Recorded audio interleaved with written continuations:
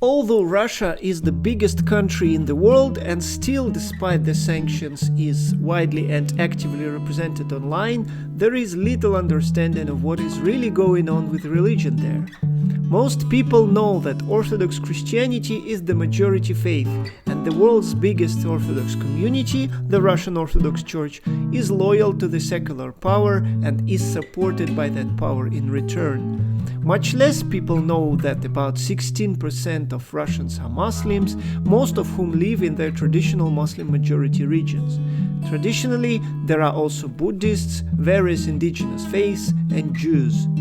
Even when it comes to Christianity, Russians themselves generally have only a vague idea of the true nature of the relationships between the Russian Orthodox Church and the state, to say nothing about the minority churches, Protestant, Catholic, and all believers. The religious policy in today's Russia resembles the Soviet times. We should remember, however, that in the Soviet Union there were waves of persecution of most religious groups, but at some point there was a number of communities that were formally tolerated, though controlled by the state. Nowadays, the situation is similar, though the list of tolerated communities is longer, and the dominant force, the Russian Orthodox Church, is not just tolerated, but officially supported. However, this support also changes over time and circumstances, and it is not unconditional. President Yeltsin, who made his career as a Communist Party official, in the 1990s identified as an Orthodox believer and expressed his support for the church. The church, however, was still recovering from the years of the state control and anti-religious policies. She came in full force during the Putin's presidency and reached her peak in the early 2010s. The most significant indication of that peak was the Pussy Riot punk prayer and its aftermath in 2012-2013. The Pussy Riot action in the main cathedral of the Russian Church was protesting against the synergy of the state power and the church, especially the Patriarch Kirill. 3 Pussy Riot members were convicted for hooliganism, and shortly after, the state introduced a new article of the criminal code, the insult of religious feelings.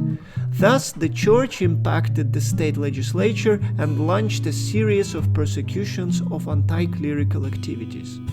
Nowadays, in 2020s, the church is far from that peak of political influence. Even in 2014, when Crimea got annexed, the Patriarch did not show up to the official ceremony because supposedly that appropriation of the Ukrainian land totally messed up the balance of power between the Russian Church and the Ukrainian Orthodox Church of the Moscow Patriarchate.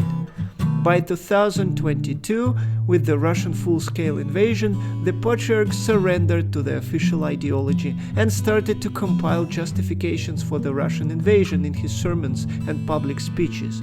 Although the Patriarch is not the Church, as I have repeatedly argued, the Church leadership is expected to not only show loyalty when it comes to the war, but also to punish the free thinkers and rebels within her circles.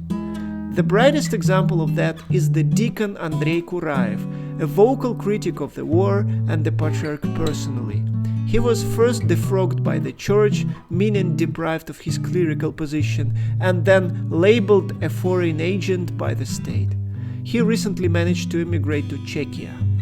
The church and her patriarch have little to no say in foreign policy, which can be clearly seen in his first sermons after the full-scale invasion.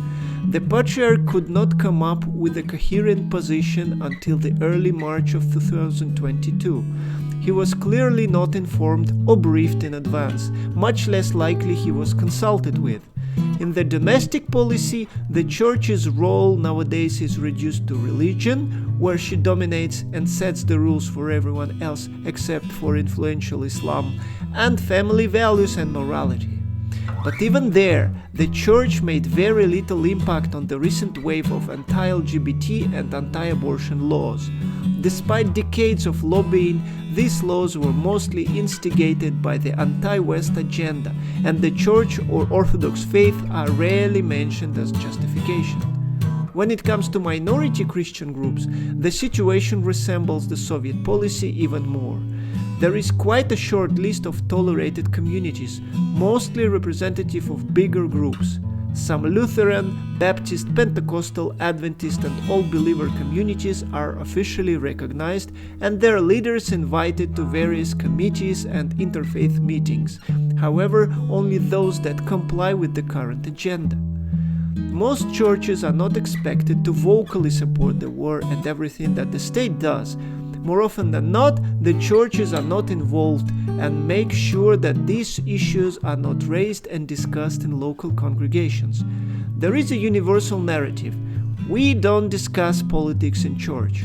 Nowadays you can hear it in most Christian churches tolerated by the state.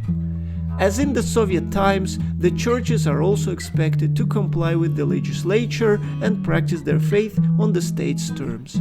Since the mid-1940s, the Baptist community has been centralized and operated within a union, which goes against one of the Baptist principles, the autonomy of every local congregation to manage its finances and elect its ministers. With this in mind, most communities putting their own faith conviction above the law and state ideology face repercussions. The brightest example of that is Jehovah's Witnesses. Their strong independent structure of operation, and especially the fact that their spiritual and hierarchical center is located in the US, triggered every dictatorial regime they lived under. The Nazi Germany, Soviet Union, and now Putin's Russia, where they are banned and labeled extremists.